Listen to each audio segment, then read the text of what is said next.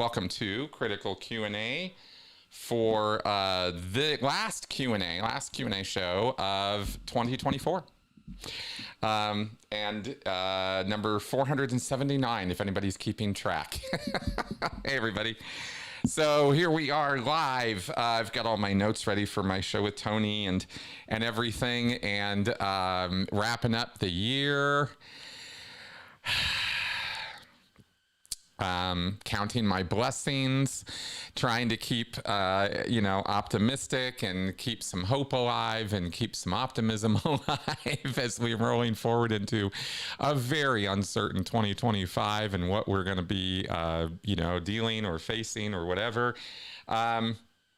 Yeah, internet's a little choppy. Sorry, AT Chick. I am having some internet stuff too. Hopefully not too bad. If it gets too bad during the show, let me know, guys. But I think it seems to be streaming okay so far. All right. I hope that you all will check out the podcast I did this week. I went a little deep on economics and the situation over the last many decades here in the United States. There's a real situation. There's a financial, economic, labor, wage situation. And that has a lot to do with you and me and thee. And it has a lot to do with why cults are flourishing and why alternative medicine is flourishing and why multi-level marketing schemes are absolutely flourishing right now. Why do people gravitate towards these things like, moths to a flame? Why are they so popular when they are so obviously insane, stupid, outlandish? At least something that you should think twice about. Pretty obviously their sales pitches aren't that good. They're like these groups, these culty, basically what I'm saying, right? These culty groups flourish during times of stress and anxiety and trauma and times of uncertainty. And that's what we are seeing right now. And I broke all that down in the podcast this week as a kind of a different approach to talking about this, because I want people to see the bigger picture of this, that there's different ways you can look at cults. I've been looking at cults for a long damn time now. Getting over my own cult experience and trying to help other people with theirs, get past theirs and working and doing pretty good at it, I think. My one-on-one work is pretty fun stuff. But then constantly, sort of aghast at the things that people will fall for. You try to educate, and people just still fall for these things, and it's understandable why they do. But it doesn't mean it's right. Doesn't mean it's right for predators to prey, and it shouldn't be that people are so easily susceptible to this stuff. Really shouldn't be. I mean, how is it that Scientology still has members, still has new members, still has people showing up at the door and going, "Hey, what is this stuff? I want to know more." How does that happen? Well, economic strife and wage stagnation and that kind of thing has something to do with it. Population decline has something to do with it. I don't know if y'all are keeping track on that, but that's something that's happening. And of course, all of the uncertainty and up and down and back and forth of just the regular day-to-day of our existence. I think people are starting to check out politically, though. What do you guys think? I think so. I think people have become so exhausted by it that they're starting to just, I just can't, anymore. And I don't see that as particularly a good thing, but again, an understandable thing, isn't it? It's a little understandable. I mean, it's exhausting as hell as far as I'm concerned. Anyway, why don't we get our Q&A going? Sorry, I've been sitting here prattling on at a mad rate. Oh, hey, Sam Slade, thank you for that super chat. Super chats are always appreciated, folks. Nudge, nudge, wink, wink. Know what I mean? Please put your questions here. Start Q&A. All right, let's switch over to the host and chat screen here so that I can. There we go. So I get your chat up on the screen there. Yeah, we should definitely not completely ignore it, AT Chick. That is absolutely right. I think for a long time I've been in a state of, well, I don't want to overgeneralize or oversimplify things, but I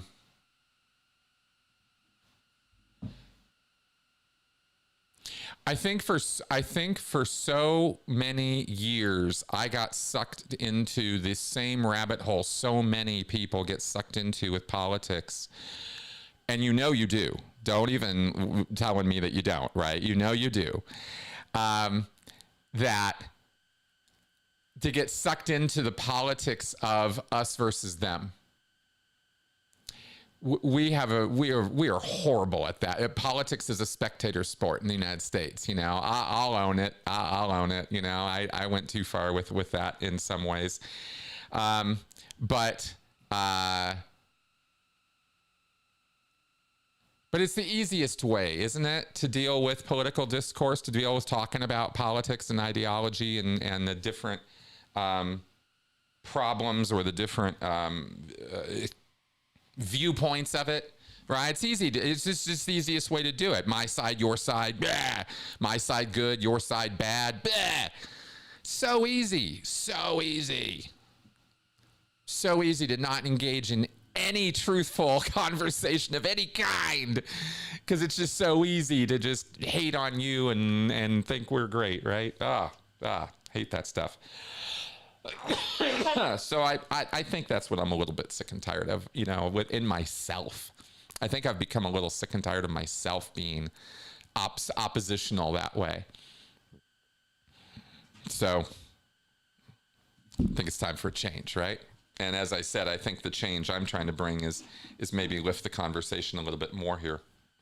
So anyway, I hope you all of that to come back around to, I hope you all will check out the podcast I did this week. I'm very, very interested in your thoughts and feedback on what I had to say in that, and whether I should be doing anything else like that, or should I just be sticking with, yeah, Chris, shut up with your analyses and thoughts and opinions, and let's just get to the interviews. Do more interviews. All right. Let's see what we can do with all of that. Let's get to your questions. I did not have a Benson cam this week. I am sorry. I am so sorry. Mel and I were running around like chickens with our head cut off this morning, doing errands and shopping and wash and some stuff around the house, chores, I guess you could say. Do people still use that term, chores? Do people still talk about the chores they got to do with that around the house?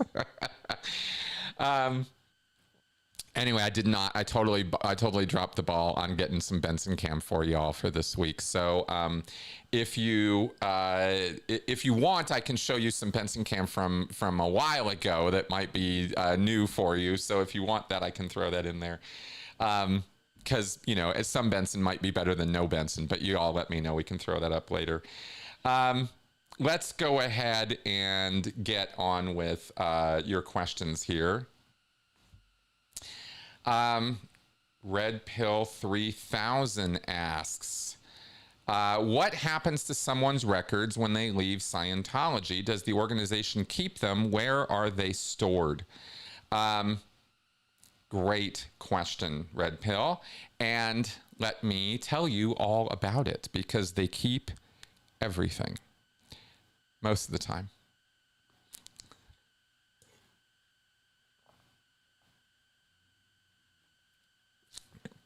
All right. Try not to smack into the microphone there.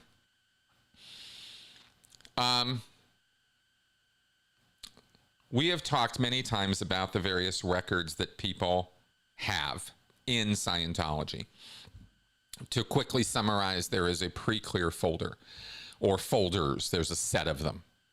You will have maybe even over 100 of those folders, just recording the progress of your auditing and the counseling, right? Loosely called counseling. You have ethics files. Those are kept in the ethics area. All the reports that are written on you, things like that. Reports you write sometimes also get put in your ethics file. Conditions stuff you do, ethics stuff you do. Any of the work you're doing with the ethics officers when you're, been a bad boy and they're adjusting your head and straightening you out. All of that is in your ethics files. The classwork that you do is all kept in your student folders. And all of these different files, then you have a central file, which is, sort of supposed to be the representation of you to the organization, all the letters and correspondence and invoices for services that you purchase, all of that goes into the central file, the CF file. And all of these different files are kept in different areas or divisions of the organization. They're not accessible by just anybody anywhere in the org. You can't just walk into the ethics space and open up somebody's ethics files. That would just not be okay. People don't just do that. You have to be a senior executive or an HCO, authorized person, Division 1, basically, of the organization. Okay, so all of these files are kept in all these different parts of the org, and every church that you go do services at, if you're doing if you're doing classwork, you're going to have a student file there. If you get sent to ethics, you're going to have an ethics file there. If you get any auditing, you're going to have a PC folder. And the PC folders are the only ones that they really go out of their way to make sure are kept integrated across the different organizations. So you only have one set of PC folders. You could end up having like multiple sets of ethics files, student files, CF files. If you are at the Church of Scientology of Pasadena and you do your services there and you have all these files on you there, and then you pick up one day because you go clear or you finish the services that Pasadena can give you, or for whatever reason you want to go to Flag, or you want to go down to Los Angeles at the Sea Org base there, the complex, and go do services there. Well, they don't give you all your files when you go traipsing off to LA or to Flag. They will mail, if you're going to go do auditing services in LA or in Clearwater, they will package up your PC folders and ship them to the org you're going to. If you're not going to be doing any auditing there, they won't do that because it's a big hassle to, package up all your folders and send them, and it's costly. So, but if you're going for auditing, your PC folders basically go with you, or at least your current one. They might not have to send all of them, but generally speaking, when you go up to a higher org like that, they do. So if you've gotten, if you've had 25 folders made for you of all the auditing you've done in Pasadena, they box all that stuff up. They have to wrap it a particular way and ship it off to the higher org. And then your PC folders are there. Now, the student files and ethics files and central file, they stay in Pasadena. They don't generally ship student files around or ethics files around unless there's some special need for that. So you go off to ASHA or Flag and are going to do your services there, and they will have whatever files they've requested. Again, generally speaking, your PC folders. So if somebody now leaves, so that's basically how the files work while you're a Scientologist. So you've asked now, when someone leaves Scientology, does the organization keep all these files? Yes, they do. In fact, it's so important to the Church of Scientology to keep these files that they clarify in the legally binding contracts that you sign with Scientology when you do services. You acknowledge that those files are the property of the Church of Scientology, and they are not your property. You have no right to them whatsoever and never will. That's debatable. People have gotten their PC folders from the church after they left, but it's very rare and very expensive because you have to go to court to get them. But they do keep them. And what they do is they basically store, each org is responsible for its own file storage. So they have locked cabinets or rooms where they keep these things, and they just keep them there. You know, if I went back to Santa Barbara, I could probably dig up, you know, my files from there. Ethics files, student files, central file, it's all there. Or they archive it, right? You might get archived records for people who are declared suppressive, who have died, or otherwise are dead filed, right? They're marked specially that we're not going to do anything more with these files, right? These files are dead.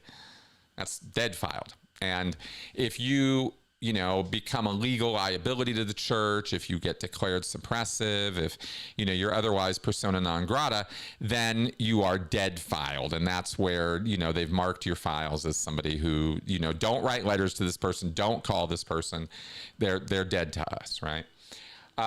So that's kind of how that works as far as what happens with all your files. And there are warehouses that have been rented or leased or purchased by Scientology. I don't know which. I know they used to lease them. Maybe they've purchased the buildings outright now. But there are whole warehouses in Clearwater and in Los Angeles that hold thousands of PC folders. PC folder storage has been a subject of a great deal of attention in the past in Scientology, getting those things all sorted and safely stored so they would be accessible. Because remember that even if someone's declared, remember that Scientology takes the whole past life thing very seriously. They believe it. They believe it's true.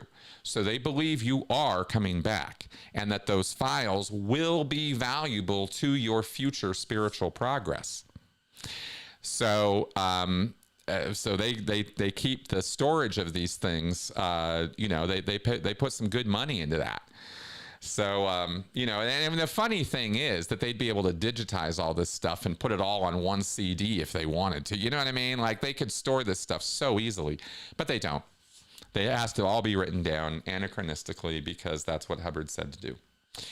And there you go. All right, let's move on here.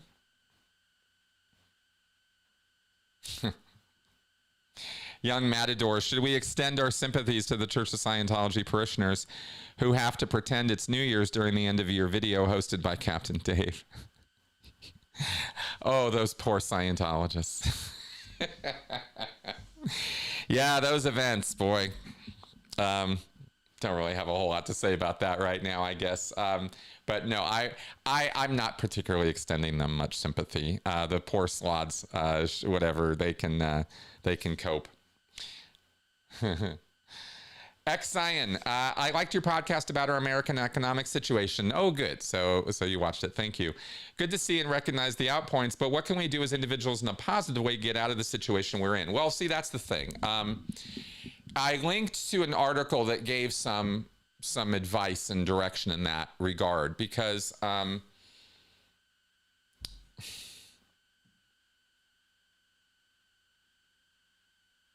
that's why I said at the end to get active locally, because that is what you can do. Organize unions, you know. The solutions are there. They've just been corrupted, right? They've just been taken apart so that they are harder to do. It takes will and intention and group activity to change these conditions. We're talking about late stage capitalism. We're talking about, you know, the oligarchs have taken over, right? They're running the system, and the system is not dead. The system is still alive. It's still workable. It's still usable, but it won't be for long if we don't get our act together and start really organizing appropriately for against the nonsense. And I don't mean against the personalities. See, government has now been reduced down to personalities. Elon Musk, Vivek Ramsey, these various individuals, right? J.D. Vance, Donald Trump. And I've said plenty about the personality types of these individuals, and they're not good. But collectively speaking, we're dealing with, the inmates are running the asylum, so to speak, right? The kids are raiding the cookie jar. That's kind of where we're at in terms of stages. So what we can do about it is raise awareness, right? Be loud, get out there and do things. And by doing, I mean, get connected with other people who are already doing this work, because there's a great many groups working to try to oppose this chaotic nonsense. At the local level is where you want to get involved, because that's where the action is. In addition to that, obviously sharing my work, finding out more about this kind of work, finding content creators and support people who are working to try to change these things. You can find proactive groups working on the social media problem, working on the internet problem, working on the wage problem, the wage stagnation problem. The corporations have been getting away with everything ever since Nixon and Reagan, that time period. And you got to go back and really take it apart and see how they did it, so you can see how to undo it. And this has to do with the whole trickle-down economics, deregulation. It has to do with the marriage of church and state, the premeditated action of that. All this is 1980s, 1990s ancient history, and yet it has everything to do with why your life is so challenging now. So we have to undo what was done. And we need government officials who can recognize these problems and then go do something about it. The legislators are the ones who have to undo this, and we have to pressure them, or we have to get new legislators, new leadership in place who will see this problem for what it is and reverse it, not agree with it or fall in line with it. And that's what happens in Washington, D.C. right now, is people show up there and they just fall into this robotic lockstep hypnotic daze of anything that forwards corporate viability we must do. They're all just like brainwashed in this lockstep corporate thing, as though that's going to save our country or something, and it's a very, very, we need lobbyists out of there. We need term limits. There's a lot of sensible solutions at the local, again, state and federal level that we can be pushing for if we're informed citizens. So what I'm really kind of saying here in a nutshell is become an informed citizen, an active participant in this democracy. Or it doesn't work. We have to make up for the decades of ignorance and stupidity that allowed all of this to go on in the first place, because it was very, very, very, very stupid people who allowed this to happen, who just sit and watched it happen. Our parents, our grandparents, right? They watched all this happen, and they didn't do a goddamn thing to stop it because they didn't know what was going on for the most part. We are in the information age. We don't get to have the excuse that we don't know what's going on. You can say a lot of things, use a lot of reasons for apathy right now, right? But not knowing what's going on isn't one of the reasons you get to have. Right? It's the information is out there, and it's readily accessible to you if you apply good critical thinking and emotional intelligence to yourself while you're intaking this information, so you don't let yourself get overwhelmed or become nihilistic or become so pessimistic that nothing can be done about it. But it's work. It's not just some social media posts, right? That's how we got here, is people slacking and slacktivism kind of thing, thinking that, writing posts on Facebook is doing something important, and it's not.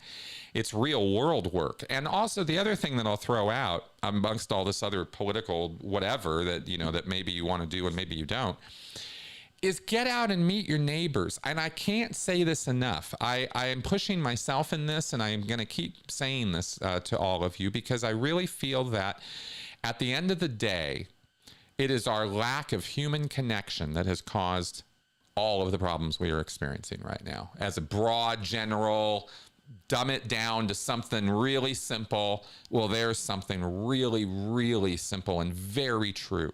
Very true. We have allowed these things to get between us. We have allowed this to become a substitute human being, that we somehow interact with this more than we interact with each other in live conversation and get-togethers and events and seminars, workshops, whatever, parties, concerts, anything. Get together with people.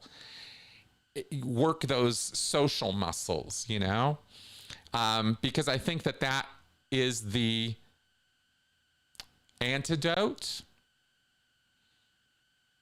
to this, to the disease of social media and what it's done to our minds. I've thought long and hard about whether my ranting about this is just old age syndrome, just generational change syndrome, right? You kids these days,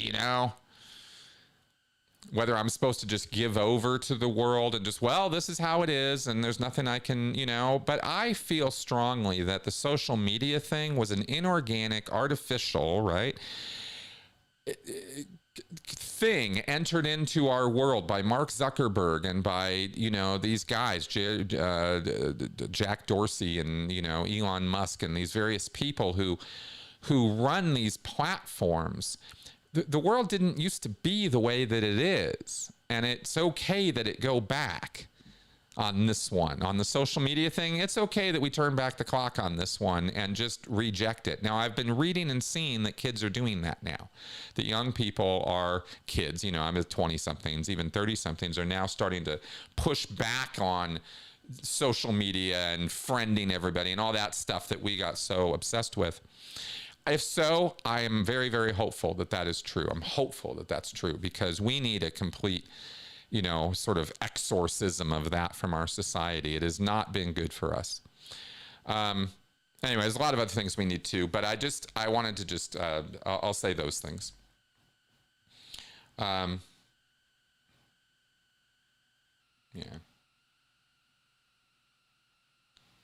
Well, that is very true. That is very true about the autism. Well, Bud123, you're absolutely right.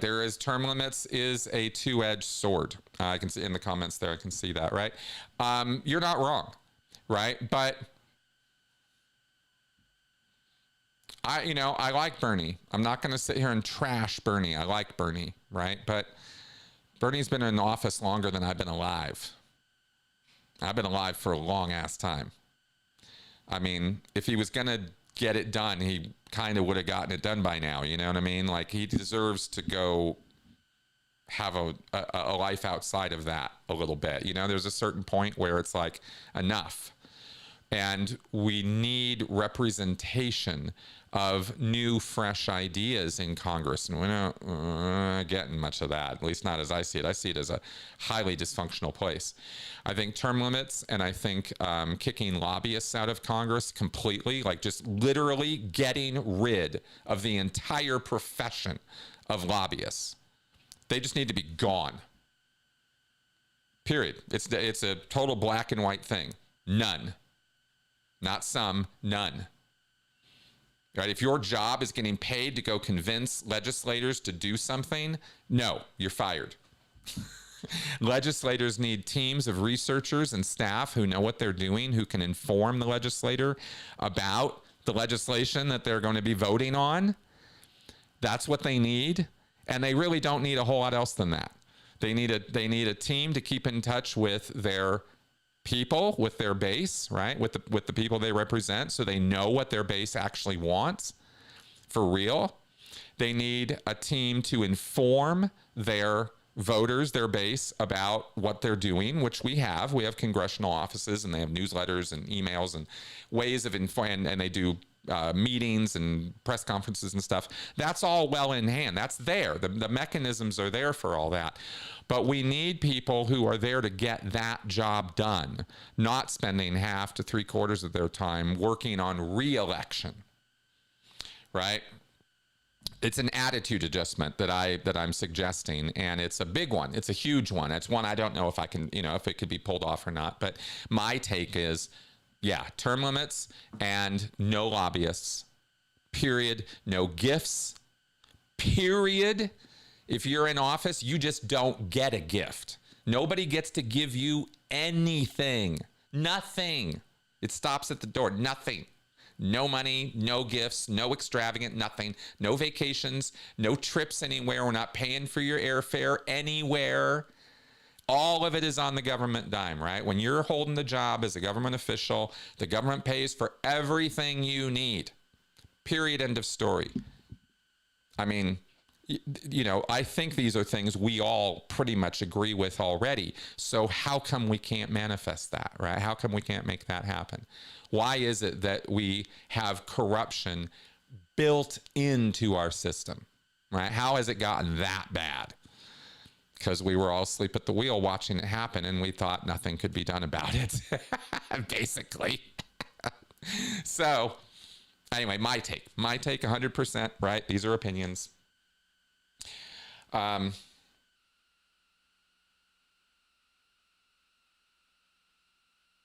Yeah.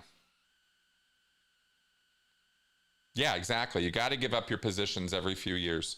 You've got to be able to get kicked out, right?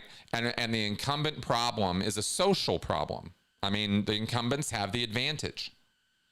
They just do. Attractive people have the advantage. Incumbents have the advantage, right? Like there's certain things that just are that way, not because we want them to be that way. They just are. And that's why term limits have got to be enforced, because otherwise you get Mitch McConnells. For every Bernie Sanders, you have 10, 20 Mitch McConnells who are just there to die in office. They don't have any real function. They take their position for granted.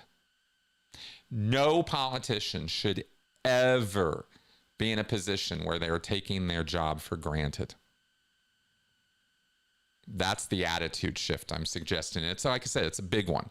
There's and I get it. There's people who have other ideas about this, and this is why this is the kind of thing we need to be talking about, not, personalities. So fixated on the personalities, aren't we? Oh, I sure got into that. Ugh. All right, let's carry on. Keep them coming in, folks. Lutz Albrecht, and thank you for that wonderful email you sent me, by the way, Lutz. Appreciate that. Any thoughts on Musk giving advice on who to elect here in Germany? Yeah, just as usual, word savior delusion or genuine politics. Musk, okay. I don't have Musk all figured out. I'm not going to sit here and pretend that I've got him all figured out. But Musk is a complicated and really messed up guy. I mean, really, really messed up. This guy's, he's pretty obvious, right? In a lot of ways. I mean, his ego is on display. His heart's on his sleeve, whatever. But he's got this autistic thing, this empathy problem, this barrier, and he always thinks that he's the smartest person in the room. And he's nuts because he also goes into what his biographer referred to as that dark mode, right? His exes have referred to this too. Grimes talks about it. It's a place where he goes where he's not in control of himself, and things he becomes a real dick. Like, no joke. Like seriously, Musk turns into somebody who is the darkest version of himself, right? Where he was willing to issue orders and direction and get into people or get onto people in a truly disturbing way, right? What I would call disturbing, right? Where he's willing to just call people into work who are states away, make them fly in so that, you know, he can satisfy. Anyway, I don't want to go on and on and on about Musk right now, but he seems to have recently had this epiphany or some kind of personal moment where he feels that he is some kind of savior figure at a government level, that he's going to bring sense and sensibility and a hard work ethic, and what this world needs, right, is tough leadership that he knows how to bring. This is kind of what I feel emanates off of him, is this know best attitude. This is a Scientology term we used to use, right? Being know best, K-N-O-W, right? Like you're the one who knows better than everybody else. Elon Musk is absolutely that guy 100% of the time. There's no room he's ever in where he doesn't think he is the smartest guy in that room, and everybody just needs to listen to him. And he doesn't, but because he doesn't have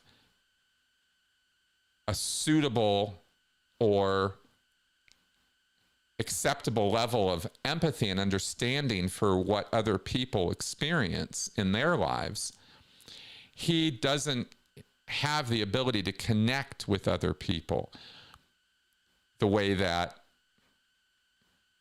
most people do.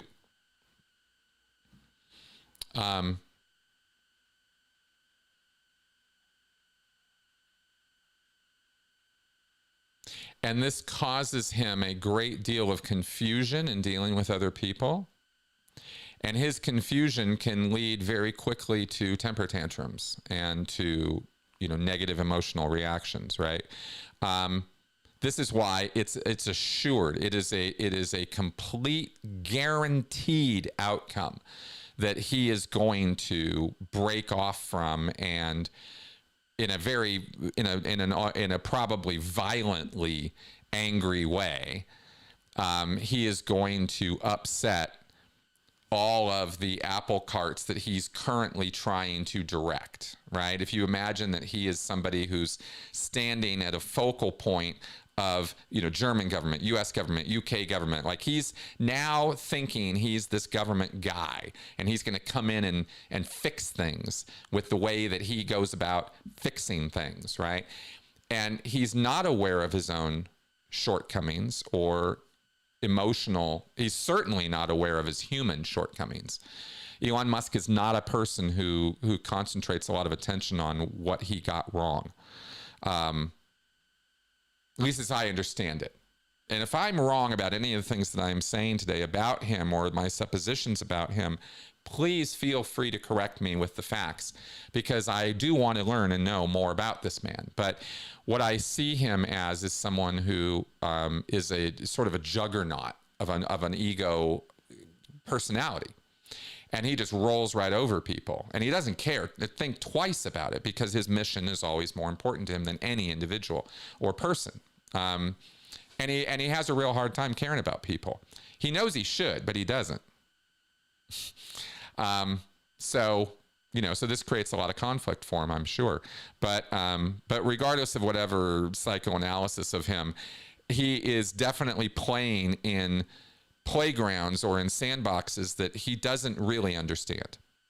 And he thinks because he's had the success that he's had, and he can somehow order people around or push people around or enforce his will in such a way that he can just make things happen. He can glow it right. This is a phrase Hubbard used, talking about Simone Bolivar, actually, as a leader, right? And I don't know if Hubbard was right about Simone Bolivar, but a lot of what he's had to say about Bolivar certainly does apply to Elon Musk.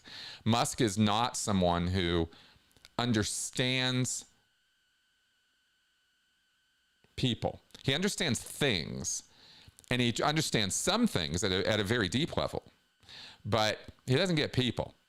And government is all about people, isn't it? At the end of the day, it's not about buttons and pushing buttons or engineering solutions to problems. Humans don't work that way. And I think this frustrates him a great deal, right? And that's one of the triggers for him going into that dark mode that he goes into. So I don't know if any of this is useful or not. I'm just kind of going on and on, but he does not know. But rest assured, he's getting himself involved in sandboxes he doesn't understand, and he's gonna make people mad. It's already happening. But I said this like a month ago. I mean, Musk is just. I think I did. Maybe off camera I did. I can't remember now. But Musk is not someone who plays nice or plays well with others for very long. It's classic that way, right? His narcissism is very classic in that he leaves behind him a trail of broken relationships and very, very, very angry people, right? People who just absolutely hate everything he stands for and represents. Are the trail of broken relationships that Elon Musk has left behind him. That's his real legacy. His work is really doesn't amount to much of a hill of beans. His personal work, right? I mean, Tesla isn't going to really go anywhere, and SpaceX is very, very interesting stuff. But all the stuff that's really cool and amazing that SpaceX is doing has nothing to do with Elon Musk. So. It's more of one of those things where they're getting it done despite him, not because of him. He just comes in and gums up the works and messes things up and pisses people off, and they have to put up with his bullshit, right? It's an awful lot like David Miscavige that way, right? And those are the dots I connect, right? Hubbard, Miscavige, Musk, very, very, very similar ways of thinking. One time I said Musk and Hubbard have the same personality in different bodies, and I still think there's a lot of truth to that, right? I do. All right, enough about the mump regime. Yes, exactly. So that's what I got for you on that. And yeah, maybe and there is a lot in common between cult leaders and megalomaniac CEOs. There's a lot in common. And it shouldn't just be shrugged off. It shouldn't. And it shouldn't be apologized for. But they do so much good. Bullshit. They're not good people. And they're in the place that they're in because they're not good people.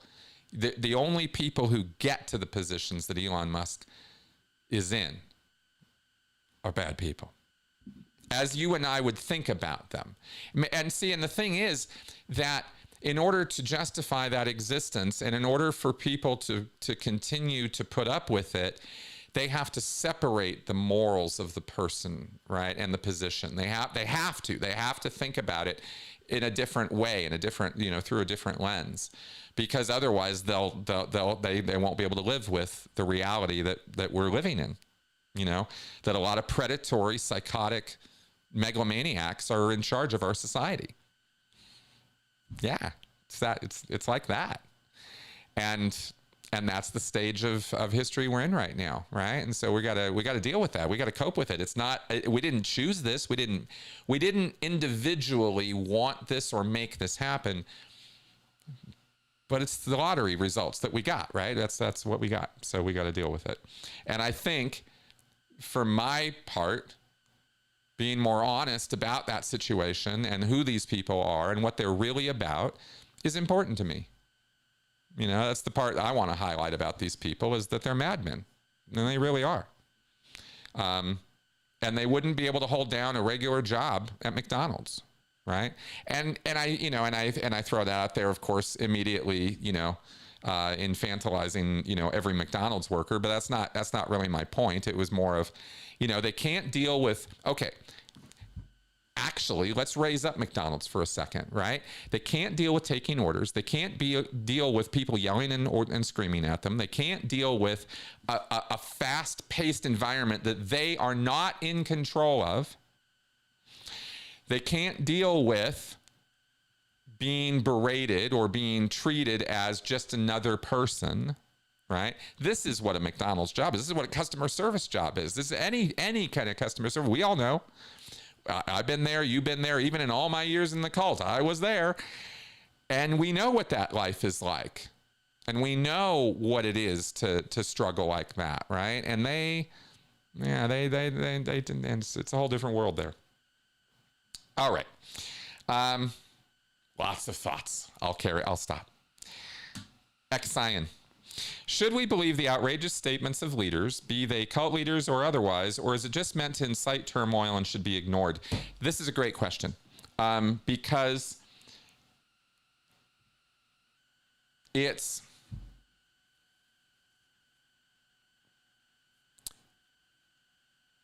important to keep in mind why things are happening the way that they are. Why do people do what they do, right? Why does the leaders, cult leaders, politicians, religious leaders, civic leaders, why do sometimes they lead with the worst or come out with this like, bleh, and you're just like, my God, right?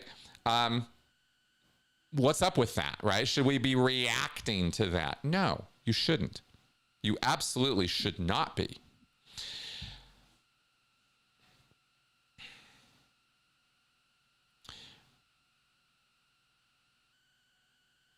A very negative consequence of any social environment that has been over-saturated with awful, with too much. Any group, any situation, whether it's from a family all the way up to a nation, if you condition these folks with overwhelming amounts of information for years, which is what, social media and the internet have been doing to us, for all the benefits that information provides, and there are many, the benefits are legion. But the fact is, as far as I'm concerned and how I see the world, that it's been too much.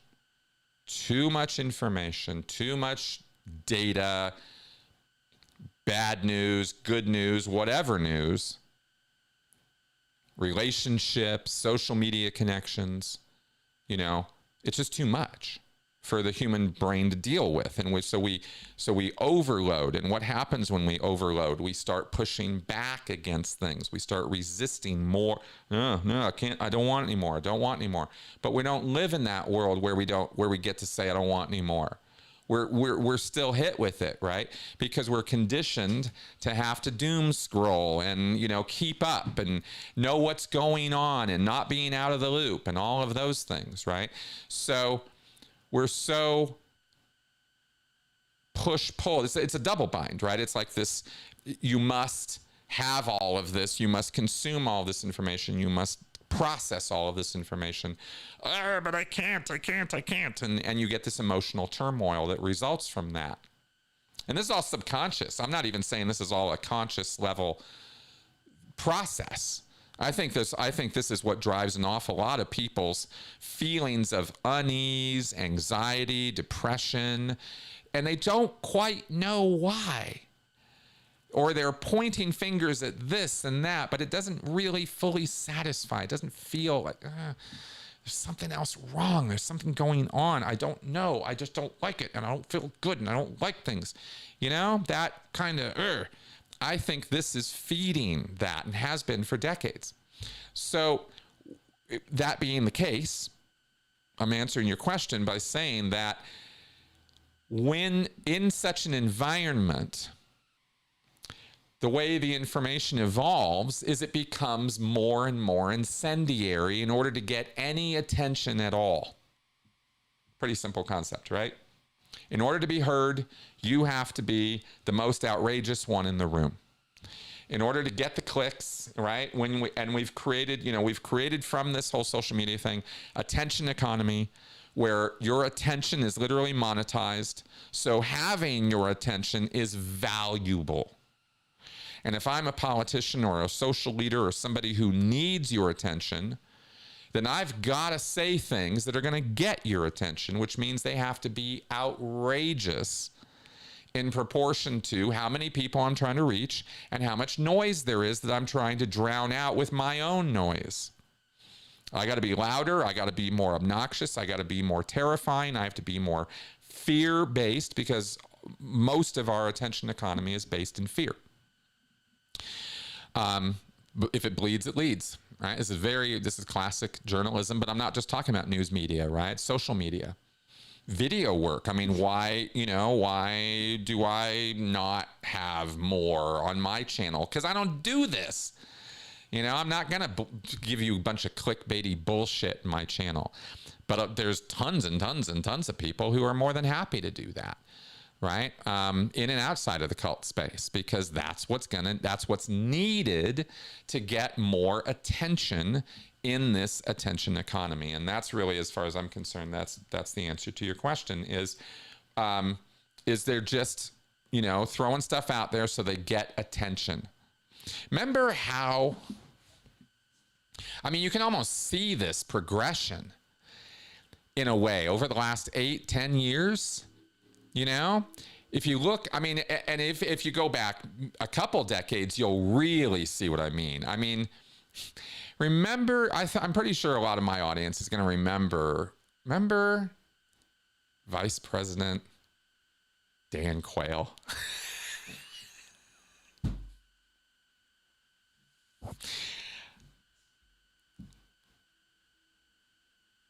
The big scandal with that guy was mispronouncing potato, I think, right? Something like that. Anyway, so basically, bottom line is, if this is the environment we're living in, which I just described, and it is, then no, you don't have to listen to every single word that's coming out of these outrageous, nonsensical things that are being said by, our leadership right now, or our incoming leadership. We're going to take back Panama. We're going to take over Greenland. We're going to kick all the immigrants out. These are things that are so easy to say. And as I've said before, I've walked us through it, right? When you actually get down to the rubber meets the road, the brass tacks of now we're going to implement these ideas. We're going to take these statements and we're going to run with them, right? And of course they're impossible. They're nonsensical. Not everything that Trump or others have said that is outrageous is nonsensical and never going to happen. Some of it needs to be taken seriously, but as an accumulated mass of bleh, no, most of it you can just safely ignore. Seriously, you really can. I don't get involved in that stuff anymore. I used to, but I know I kind of realized who I'm playing against, right? Trump, for example, is someone who leads with outrage, leads with this is his negotiation style. He's talked about this. He's admitted to it after the fact of earlier interactions with North Korea and with China and other foreign nationals, foreign leaders. Trump has come out and said stuff that's just what? But that's a negotiation tactic in his head. It's a way of, I'm gonna upset the apple cart so much that they're gonna give me what I want to stop me from doing this. If he's a bull in a china shop, he's knocking over all the china. Right? Stop knocking over all the china. Oh, I don't know. I might have to push over this Ming vase next. It's right here, and it's looking real big, and it's right in my way. I think I'm going to have to do it. Now, he doesn't really want to do it, right? But brings all the attention. Everybody in the oh my God, no, don't knock over the Ming vase, right? Is a horrible analogy, I'm sure, but anyway, so yeah, that's how I see a lot of the of what's being said these days by this particular crew. The danger is, you're not quite sure what you should be taking seriously and what you shouldn't, but generally, I think you get the idea. Okay, but feel free to ask me more about that. Okay, Red Pill 3000. What are some of the cults that need to be talked about more? Okay, Shenzhou, the Shenyang, the Chinese cult, Falun Gong. I definitely should be talked about more here in the States because they're influential here in the States. They have this traveling show, the Shenyang show, right? The acrobats and performers and stuff. That's a front group for a cult. Like a real destructive one, like one that's really abusing people. And they are anti-CCP, apparently. And the CCP is pretty bad, right? At Chinese Communist Party, the Chinese government. And you can have cults fighting cults, and it doesn't mean you have to choose sides. They're both wrong. They're both bad. You can say that. It's okay, right? It's like the Middle Eastern conflict with Israel. They're both off the fucking, they're both off their, it's nuts.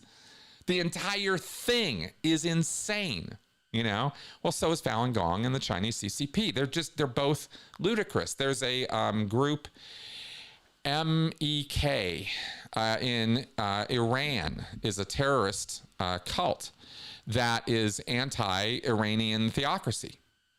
And they've been busy since the 1970s.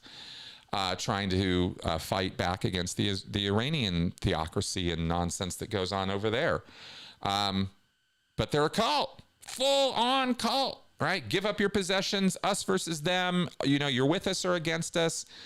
I mean, the full Monty, right? So there's some interesting political cults out there fighting the political fights that a lot of people don't even know exist or don't see as cults. A lot of people don't think about Falun Gong as a cult. They don't think about MEK as a cult, but it is.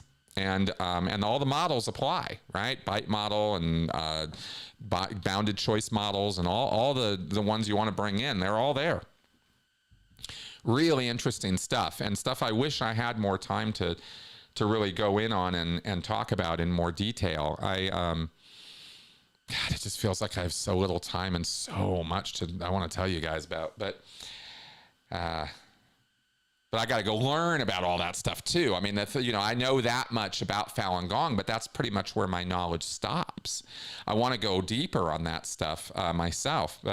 And that's all the way over in China, right? A lot of people are going like, yeah, okay, whatever. But what about here, right? And they want to know all about the religious cults and stuff. Well, I really, really, really, really wish people would take the evangelical cult stuff a little more seriously. It's routinely shrugged off. Nobody takes it seriously. And it's right here at home. This is the American Taliban. It's happening right here in this country. There are people in this country, Christian nationalists, they call it, is how they're sort of identified. And they are very serious and very real in thinking that there is no separation of church and state. We have always been a Christian nation, founded on Plymouth Rock as a Christian nation, and we need to be openly manifesting our Christianity as a nation. And anybody else who's here doing other things needs to get either kicked out or relegated to second-class citizen, because Christianity is the only one that actually matters and is the only true message. Right, Christ is Lord and all that, and these are people who are eager to convert by the sword. It's those types of people right here in America, and there's millions of them. And I can't seem to get anybody to take that seriously. So I can talk about foreign cults, but what about the ones right here? And don't misunderstand me if it's the first time you're hearing me talk about this. We've done whole shows about this. I'm not saying that all of Christianity is a cult any more than I'm saying that all of Trumpism is a cult. But nuance dies when you try to talk about this stuff in a nuanced way. Okay, let's carry on here. Xian, your thoughts on ABC News settling to pay $15 million to a media-bashing politician. What effect will this have on legacy big media and independent YouTube news media? Well, yeah. Okay, so ABC, I'm only dimly aware of what happened with that. And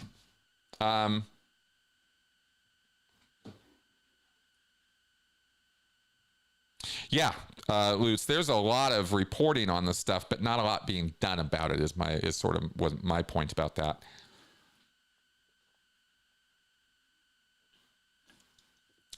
Okay. let me use this question to say what's on my mind about media. And this is not all my original thinking. I've been watching some other content creators who've been talking about stuff with the media that's been very inspiring and interesting to me. And basically the view is this, right? If we're going to have this, make sure I'm using this term right. Yeah, if we're going to have this fourth estate, right? This group of people who are going to take it upon themselves as to call themselves journalists, to journal, to note down what's going on. And they're going to do this work in this age and time. It has got to stop being about the attention economy and getting clicks and likes. And it has got to become a profession of integrity again. And I'm not pointing the finger at any one individual journalist right now and saying something like that. This is a profession-wide problem in journalism right now, is they're on their back feet, they're on the defensive all the time, and they are not doing their job of challenging the people that they are interviewing or talking to in order to get the full story, not challenging from a partisan point of view, not I'm a left-wing liberal progressive media reporter, so I'm going to get all up in your grill, Mr. Conservative, authoritarian guy as I see you, right? I'm going to get all in you and challenge and insult you and insult your name and insult your family and say horrible things about you. That's not what we need out of journalists. We need journalists to get and report all of the facts and fact checking. And we've been over this a couple times, and it's something that is so important that I think it needs to be, gone over many times, is the post-truth environment that we live in. The fact that truth is optional. Does truth even exist? Well, when you're a journalist, you better be goddamn clear on what truth is. And you better be clear on the fact that your job is to report on truth, on objective facts, on things that are real. Not your opinion. Nobody cares about your opinions as a journalist. What we want are the objective facts and information so we can form our own opinions. In order for this to happen, journalistic standards and codes need to be updated and enforced. Editors and the structure of the journalistic profession needs to have the back of individual journalists, not throw them under the bus because they said something controversial or somebody didn't like what they had to say. They need to stand by their reporters as long as their reporters and journalists are following the codes, and the codes being that you're truthful, that you fact check, that you dig in, that you have prepared and well understood questions and procedures for what to do when you are faced with a gish galop from some politician, left or right wing. Doesn't matter if they're doing a Ben Shapiro on you and here's false alternate fact number 1, alternate fact number 2, bullshit number 3, lie number 4, right? Just boing, boing, boing, and they just tidal wave you with this. Well, what are you supposed to do as a journalist? Well, there's a number of things you can do, but you should know before you go in there exactly what you should do and do it. And know that by doing whatever your editorial, backup and code and profession tell you to do, that's what you do. You don't do something different or try to, save face or something like this, like it's a competition, like somehow it's the journalist versus the subject that, the person who's being interviewed or something. And we've gotten so far off beam with the partisanship that's entered in there, but it's because a lot of journalists haven't felt like they've been on solid ground as journalists. They've been faced with situations. They haven't known what to do in the face of this. There hasn't been clear-cut policy And those policies have not been communicated to the public very clearly, right? It's sort of every journalist is sort of off on their own mission and rolling their own policies as to how they do their job. And that's why we have a bit of a chaotic mess right now with journalism. One of the big reasons. And again, it's not a matter of blaming any one individual journalist for this. They're just coping and trying to keep their head above water in a very chaotic, extremely hostile environment to journalism these days. No matter who you are, no matter what side you're on, you're getting it from all ends. And that's not right, right? We need to not, that shouldn't be how we think about journalists or journalism. But it is, right? Yeah, exactly. The corpocracy, there's the word. The corpocracy in journalism will not allow them to challenge interviewees. That's what I'm talking about. We need better policies and better, what's the word? I fall back on procedure, even though it's an odd word to use with a journalist, right? When you're doing an interview, there's a procedure, there's a way you do it. And it should be clear how you do it. In other words, if I'm going to sit down with you, like for example, if I'm going to sit down with you, Mr. Politician, and I'm going to, or corporate, bigwig or something, and I'm going to do an interview on you, it should be clear in my head before we even start that if you start lying to me, I can challenge those lies, and here's how I can do that, right? You can say X, and I can say, oh, okay, well, I'd like to ask you more about X. In fact, according to, this poll, this survey, this news article, this thing, X is not actually true. Would you please clarify what you mean? Like that could be an editorial policy, journalistic policy that could, and whenever you run into this in an interview, this is what you do. Or conversely, you don't necessarily hit them on every single thing as they're giving it to you, because that might throw the entire interview into a bit of a shitstorm when they are throwing 4 or 5 or 6 lies at you at once. You spend the whole time fact checking, right? So instead you go, oh, okay, well, I'm going to interview you and I'm going to get you to tell me your answer to these questions, and I'm going to report on those answers.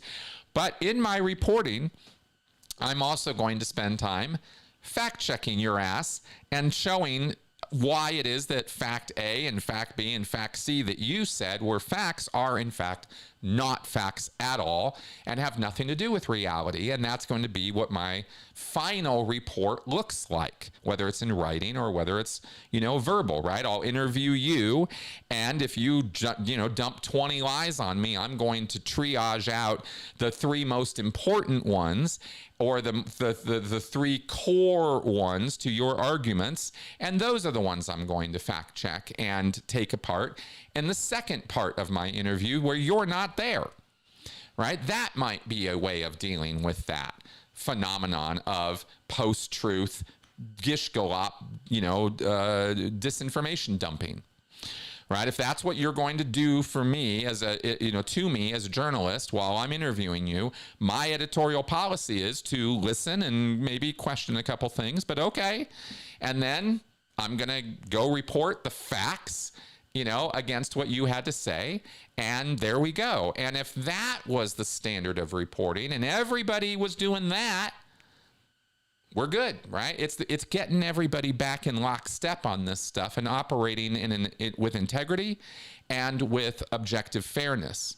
And that's what those 2 things have gone by the boards, because the news organizations have been so thrown off by the entire paradigm shift, the model change of the attention economy and the internet and social media and all of that. It threw all of it completely off and made journalism into clickbait by necessity. That's the only real key policy that journalism seems to operate on these days is, clickbait or us, right? Whatever, if it bleeds, it leads, and, and we have to make it bleed 10 times more than it really is in order to get your attention at all.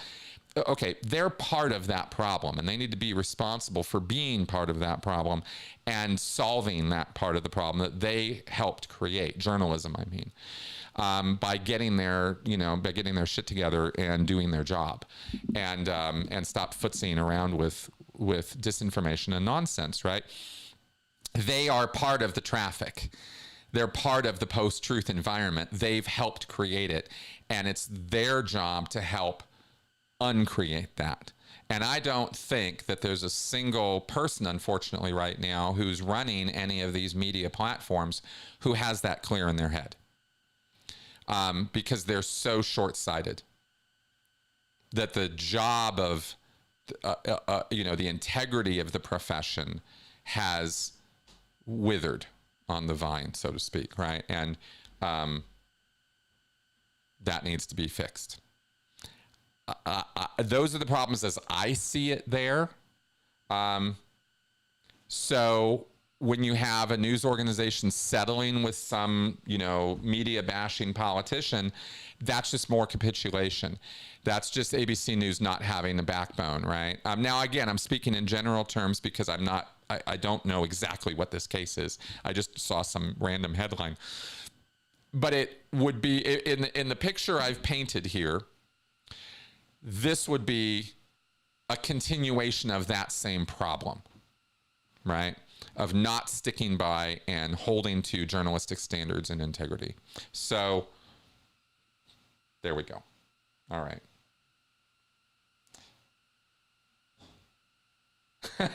Okay. Okay, cool. Let's see where we're at here. Okay, great. I don't know about you guys. I've been fun for me so far. Okay, good. Looks like we're carrying on here. Xion, has the word woke been completely subverted and taken over? It is used to simply mean not asleep. Now it's something else entirely. How did that happen? Well, the word actually, there's a whole Wikipedia article on it, and I would throw it your way because it's very interesting, the history of that term in social justice and activism. And it goes back 100 years. I mean, it was adopted in the Black community as somebody who, oh, right, I'm woke. I realized what the hell's going on around here. There's a lot of suppression. There's a lot of oppression. There's some crazy stuff going on, and we need to do something about that. And that was the original kind of concept behind waking up, being woke. And there is a lot of crap going on, and it is good to be woken up to that. So this is really just language progression. It's nothing very mysterious. It's just kind of how the word evolved, and words evolve in the most fascinating ways. Remember this, right? Language is liquid. Language is morphing constantly. There is no permanent standard for language of any kind. They all change. They evolve because new people come along with new needs, new wants, new desires, and these need to be expressed, right? And we discover new things, need new words. So this is all pretty obvious, right? When there is any social action, social justice action, right? Activism. You can predict 100% of the time that there will be a backlash to it. 100% of the time, right? What's in today is out tomorrow. We all saw it. We've all seen it millions of times in our lives with social fads and with cultural stuff, right? All the way up to expressions like today's hero is tomorrow's zero. Why do expressions like that exist? Because they describe a very real phenomena that we get sick and tired of something eventually.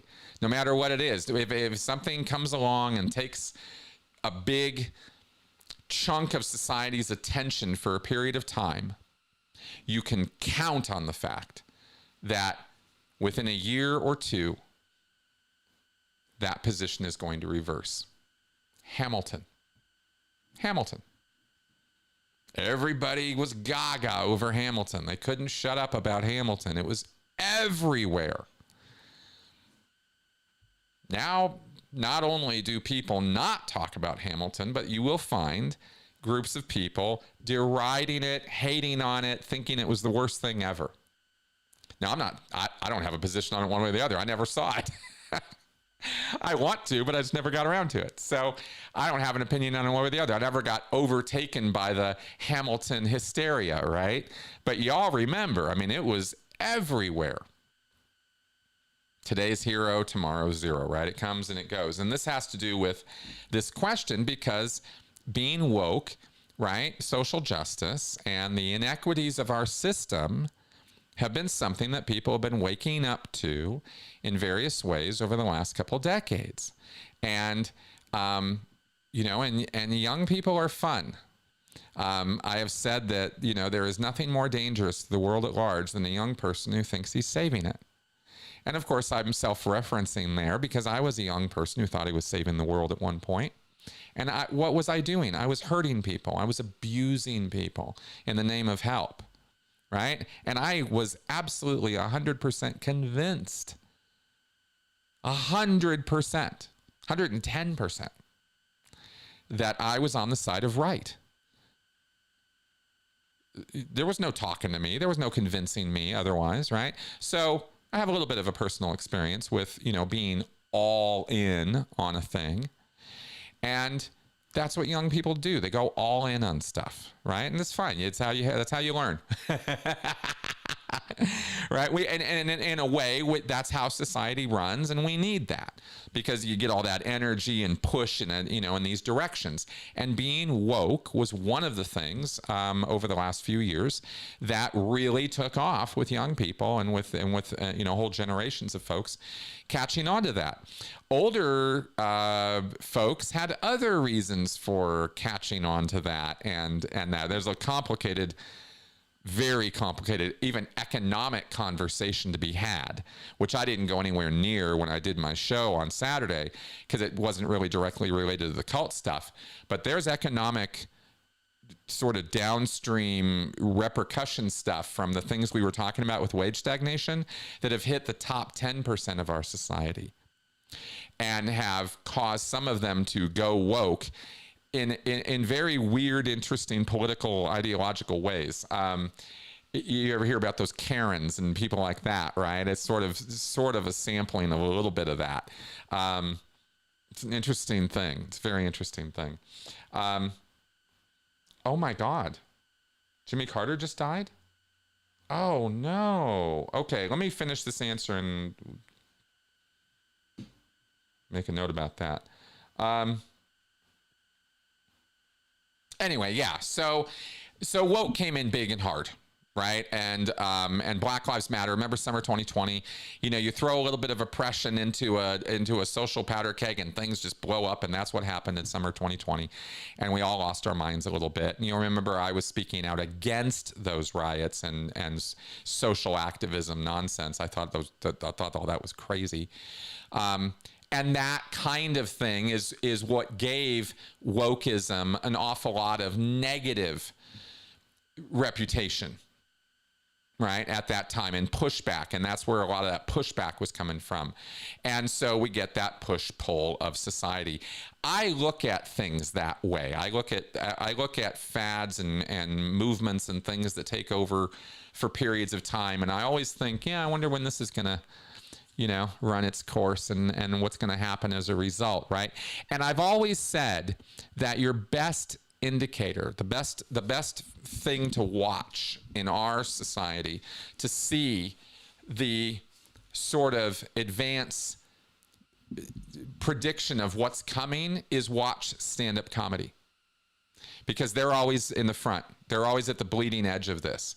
And stand-up comedians will be joking about things that you will then hear about 4, 5, 6 months later. I've seen it over and over again.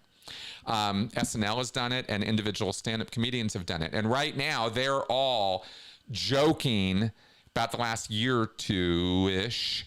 It's been a big joke now to talk about, you know, being woke and being cancel culture and pushing too hard against comedy and that kind of thing.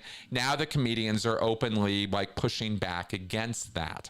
And for quite a few years, you know, many of them were like, oh, I'm not going to say anything. It's going to get me canceled. You know, it was a real thing. So that's my predictor for watching that, watching where that pendulum swing is going on big social issues that we're all involved in. Okay. Oh my God. Yeah, those riots were insane. The whole thing, summer 2020 was a bit of a psychotic break on the part of America. Don't you think?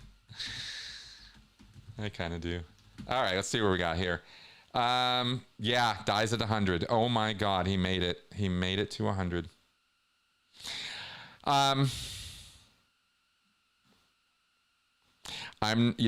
Wow.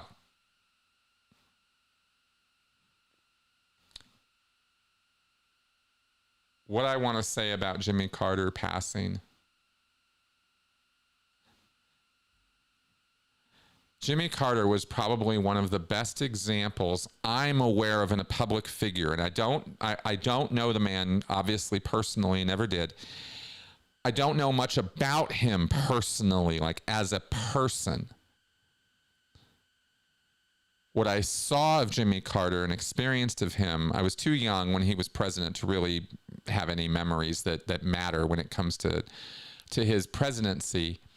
I remember at 10 years old, the Iran hostage situation and the disgrace that Carter was leaving office in and Reagan taking over, being Mr. Tough Guy and was going to come in and get those hostages back. And I'm sure that the truth of that is, been lost in the sands of time. But what I do know about Jimmy Carter post his presidency is I never once heard or saw or even saw it inferred that he had done anything corrupt or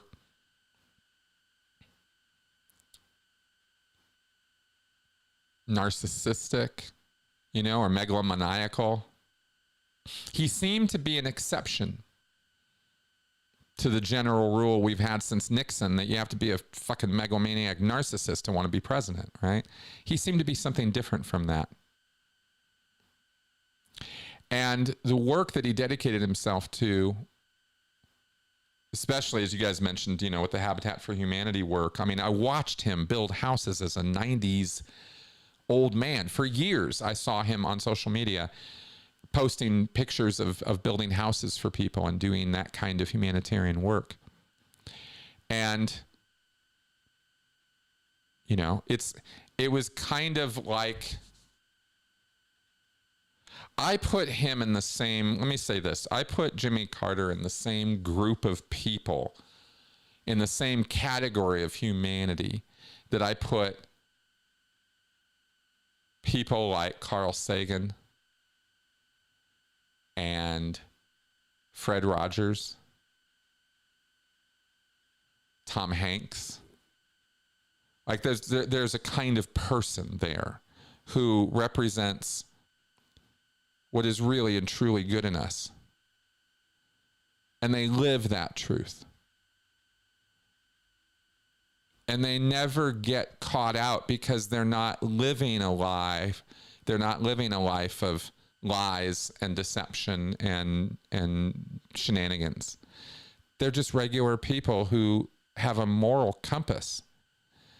And that's always how I saw him. And he was the only president I ever saw that way.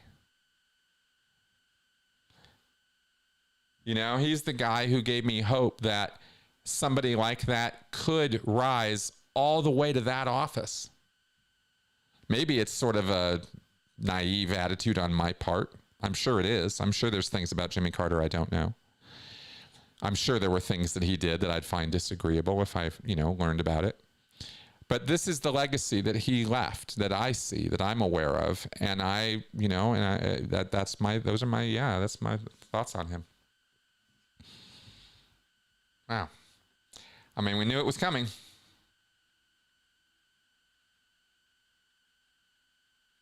Okay. Sam Slade. Let's carry on with the Q&A for a bit. Yeah. Not sure about that one, Bud123. I'd have to dig in. All right, Sam Slade. Thanks, Chris. Can you explain the fixated person rundown? Second, some claim LRH in a 1967 policy letter, Second Dynamic Rules, dialed back all rules regarding sex for public Scientologists. True. Okay. I am actually going to surprise you right now because I'm surprising myself a little bit because nobody has ever asked me about flag-only rundowns and what they consist of. And the fact of the matter is, I don't know. So I can't tell you about the fixated person rundown because I never read or saw the bulletins on it. It's confidential, and it's confidential flag only. So we never even had the written issues in Los Angeles physically for me to look at or read. If they were there, I would have found them and read them. Believe me, I was like digging up stuff that I could everywhere except the OT level stuff. I was never going to get access to that. But anything else I could get my hands on, I would. Just because I was so insatiably curious about all the Scientology stuff. But fixated person rundown is one of about, I think there's about 6 or 7 flag-only rundowns. They're actions that you can only get at flag. Superpower is a flag-only rundown. There's only one place in the world you can get it, right, at flag. But it's not the only one. There's the fixated person. There's a dynamic assessment, sort-out assessment. There's oh gosh, there's a couple other flag-only. New vitality rundown or something, right? That's a rundown that flag offers. I'm really digging deep in my memory on these ones. They're written down somewhere, but there are actions you can only get there. So anyway, can't answer that. But I can tell you about Second Dynamic Rules because yes, you are absolutely right. Hubbard wrote an issue that said we are not going to punish or penalize people for second dynamic activity. In other words, sexual stuff. And this is a policy letter. This is green on white. The most senior policy there is in Scientology.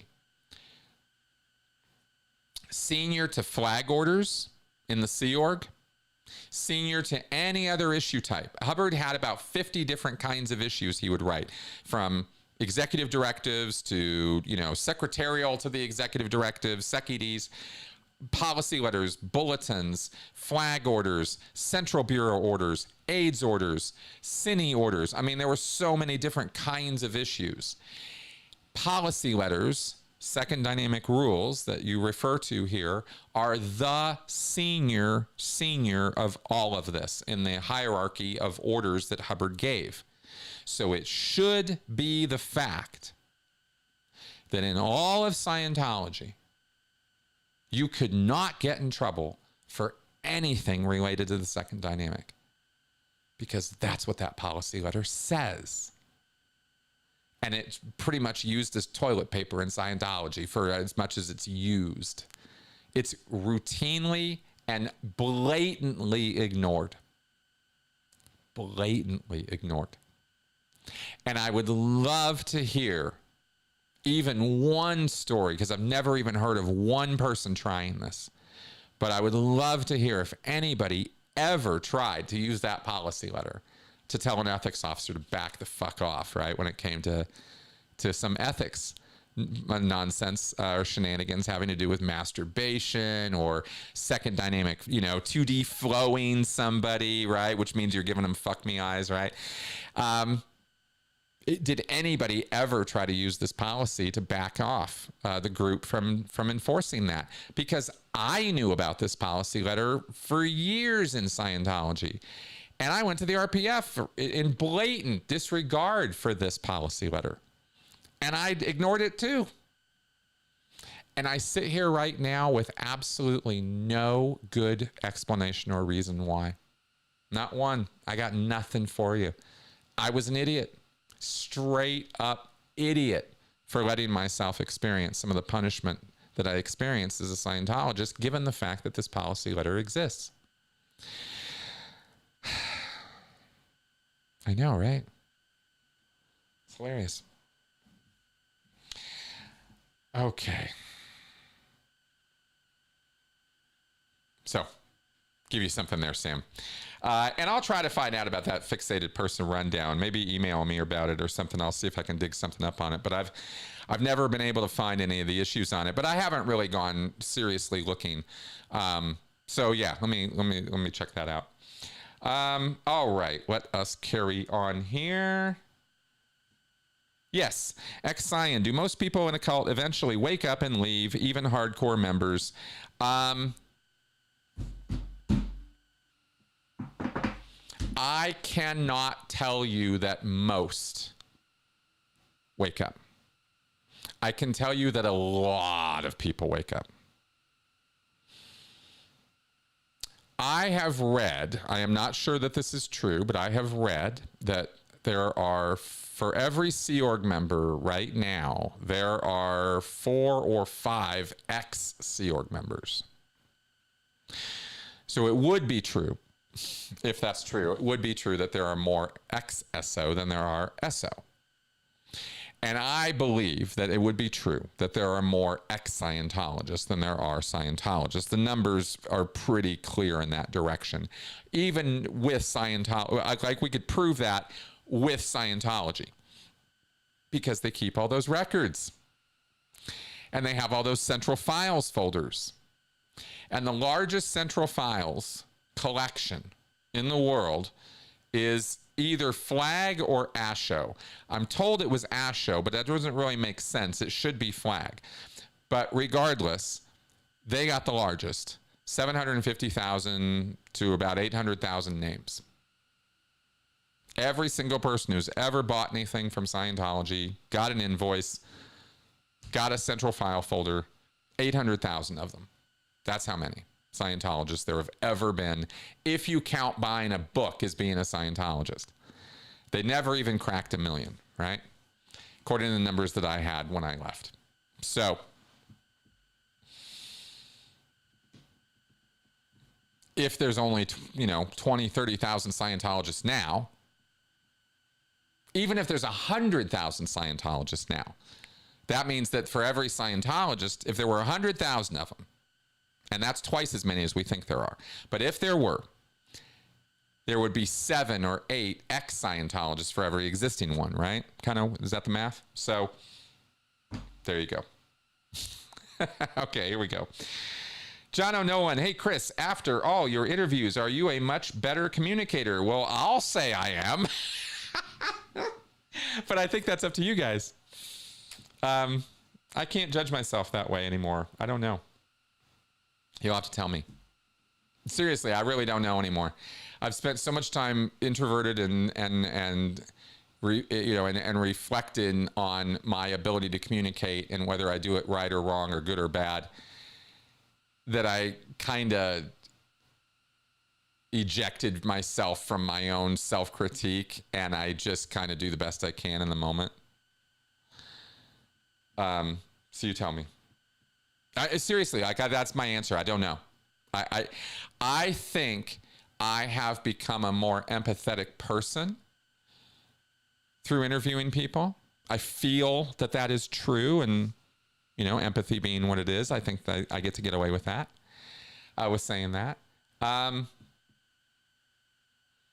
I feel like a far more understanding person. I feel like I care about people more as a result of all the interviews that I've done with people.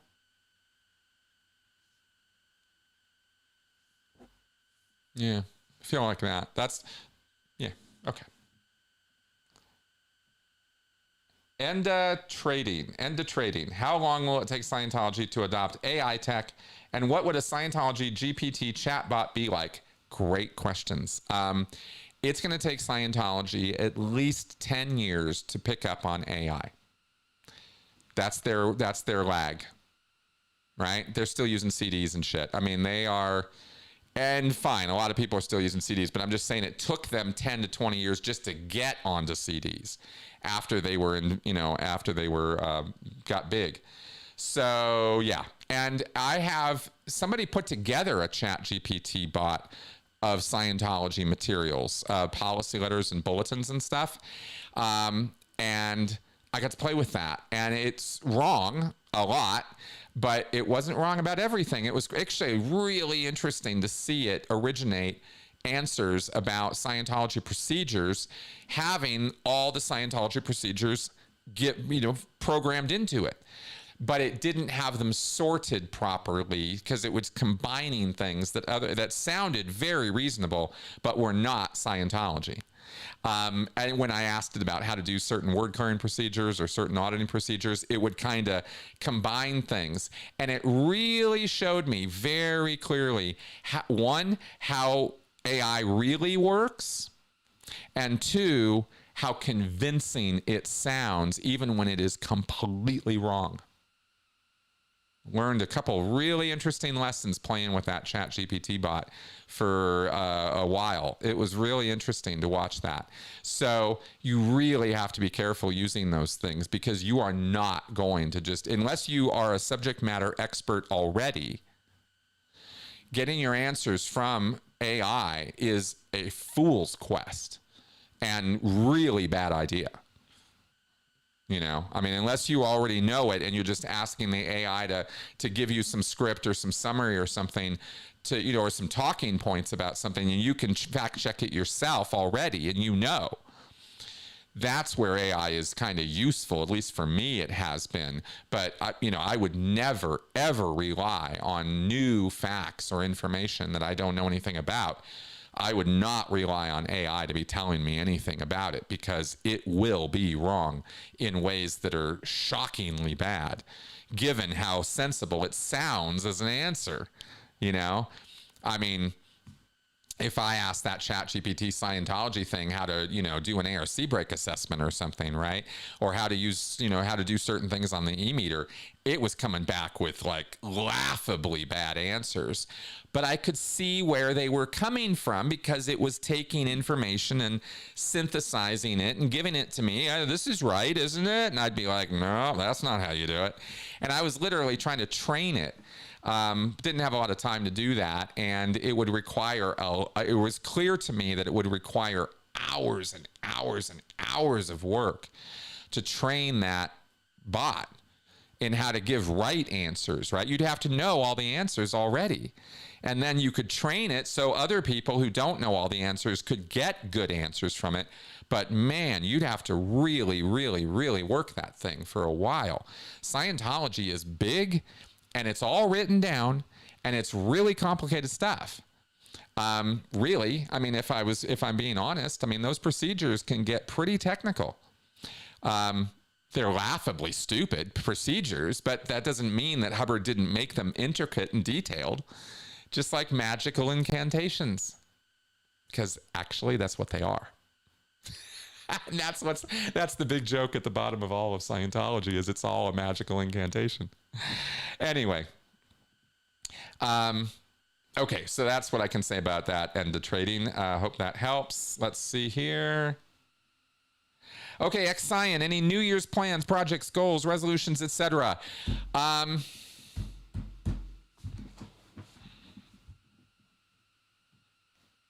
Kinda. Not really. You can see how much thought I've put into this, right? I kind of answered last week about some of my thoughts about the new year and where I was thinking about going and stuff like that. I hope I didn't sound too down, because I was a little down last week. But pretty much what I said there as far as plans go, I've got things to finish. I got my book to finish for sure. God, I got a lot of work to do on that, and I really want to do it.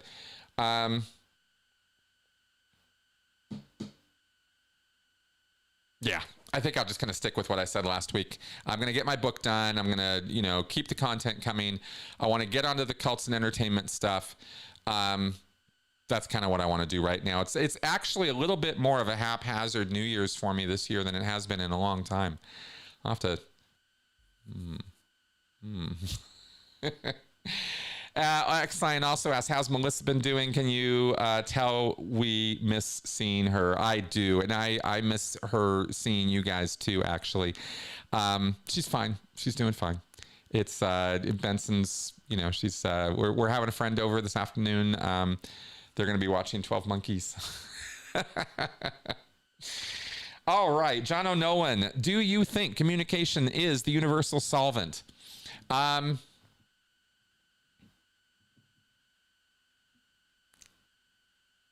Okay, here's an answer for you. Yes, I do, but not exactly. I'll extend L. Ron Hubbard's idea of this. L. Ron Hubbard is quoted as saying, and from a book, Dianetics 55, that communication is the universal solvent. It dissolves all things. Meaning in human relationships, you can use communication to solve any problem that you're having in terms of interpersonal communications or conflict or issues.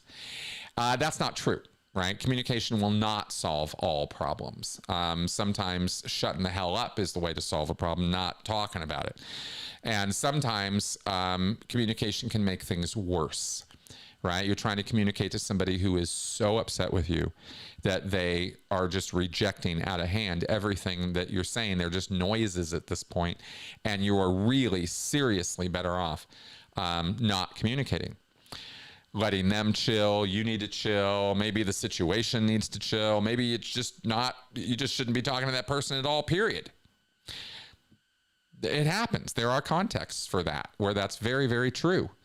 So I will say it's the universal solvent because it can act like a solvent in dissolving the problems of interpersonal relationships. Yes, definitely. Yet at the same time, it can act like a harsh acid that is literally dissolving your relationships if you're using communication badly or wrongly. And Hubbard never meant that. Never had that double meaning, and he should have. It would have been much more clever than the way he said it, actually, if I say so myself. So that's my answer. Okay, we're almost to the end of questions. Young Matador, looks like the Cardones are being sued for defamation. One of the allegations uses the phrase nefarious means about the Cardones trying to push the business partner out. Perhaps Church of Scientology related, not sure. I happen to know about this one, actually, because Tony reported on it. We're going to talk about it in the show that Tony and I do this week. And this is not Scientology related in any way, but you can absolutely expect and predict reliably that Grant Cardone will handle his personal affairs the same way he handles his Scientology affairs. And he will bring the same attitude and the same obnoxious arrogance and conceit to every partnership and relationship that he has. Grant Cardone is a man who believes that his shit doesn't stink. For real. He believes he is a god. And that he is deigning to take the time to share himself with us lesser mortals who need Scientology so badly that we don't even know or understand or even conceive of how badly we need it. But thankfully, Grant's there to help and save us. That's Grant's attitude about his entire life. The guy is such a schlock monster.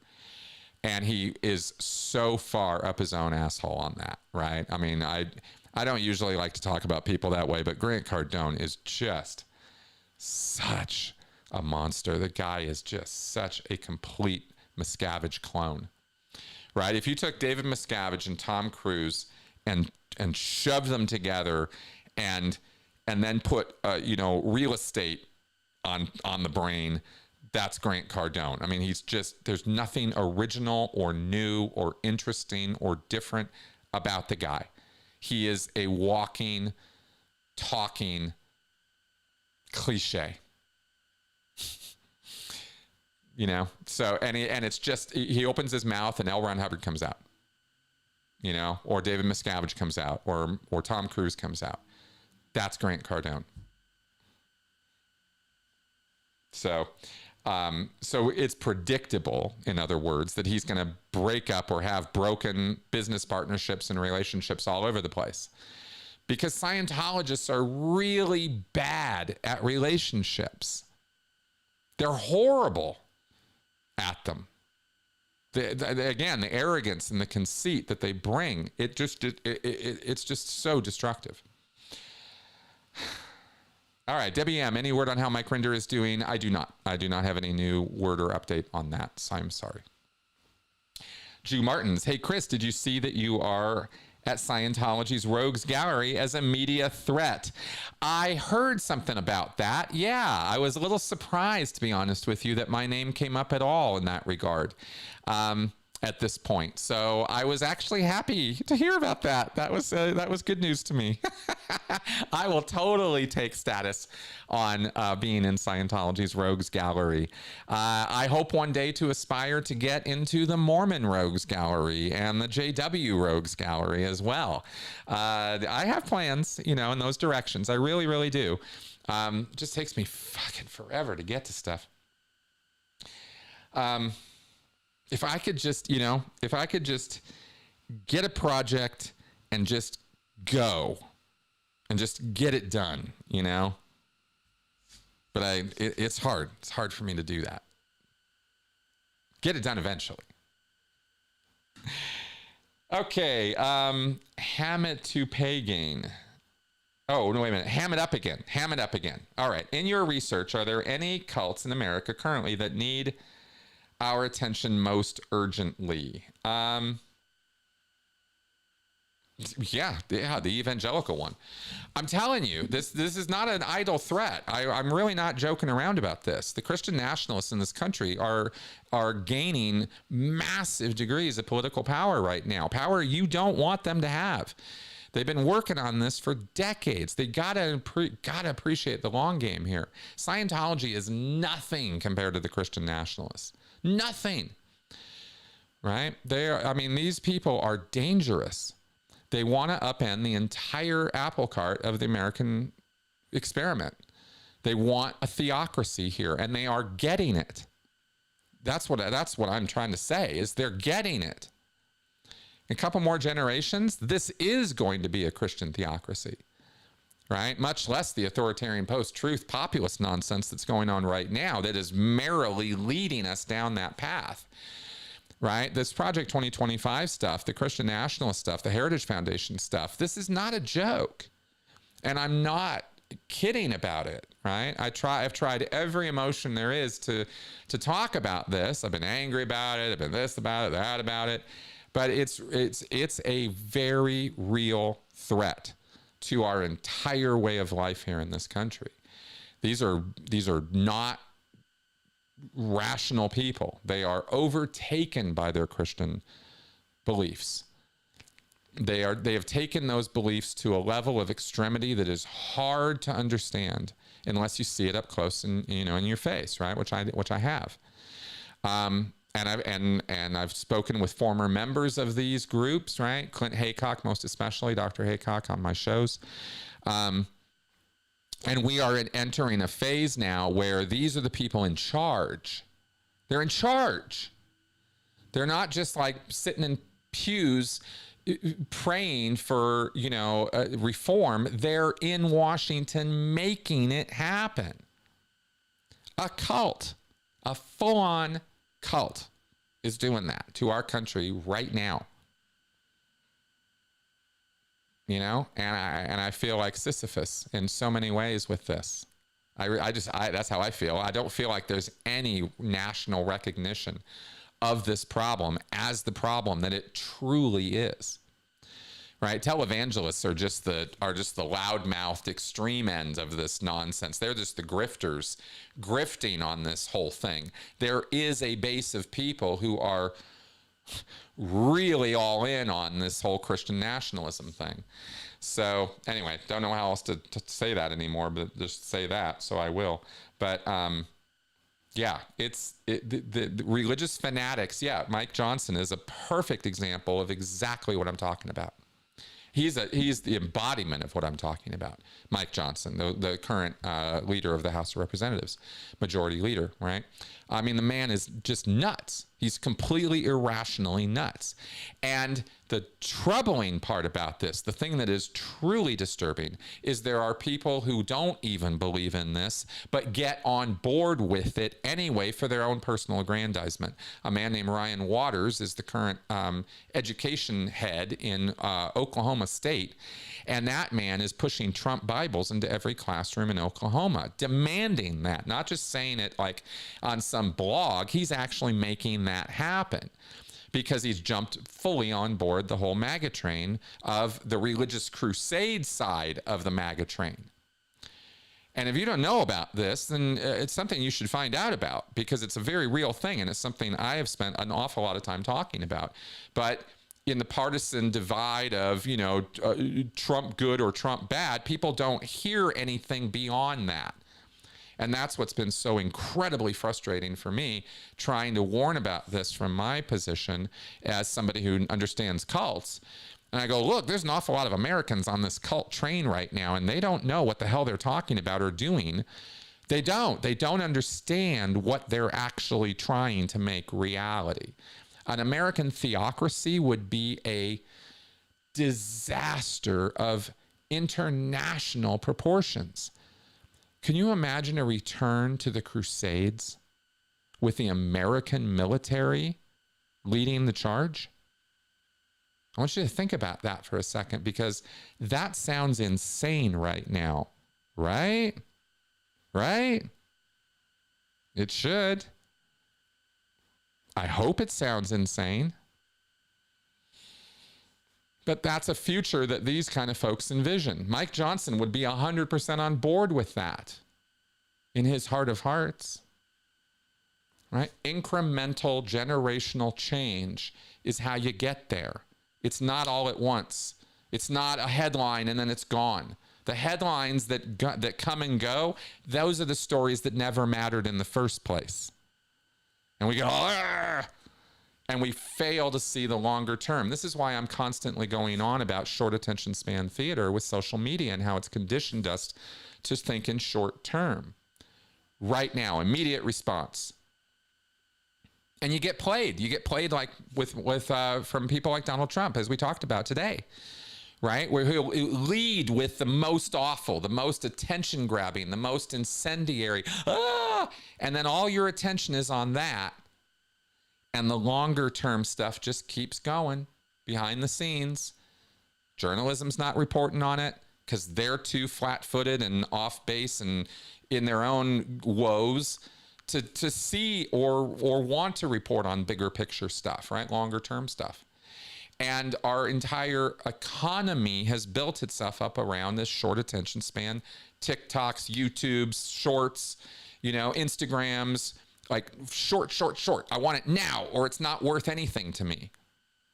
Well, this is how it happens, right? The incremental slow change that's been going on for decades is just going like a freight train, while all the surface shallow stuff that doesn't really amount to a hill of beans has all of our attention. It's a trap. And it's not a trap that was designed by anybody to trap you. It's just what we're doing right now. And eventually we're going to bust out of this. And we're going to have a whole nother paradigm socially that we're living by. Social media, all this stuff is going to have its day. But I'm talking, you know, now we're talking decades from now. So, you know, this is how I see things. Right or wrong, that's how I see it. And I think that's why that is a threat and a problem. So with all that, I guess we got to start wrapping up now. I'm going to close the Q&A box and, oh God, don't even get me started on Opus Dei. Exactly. Oh boy.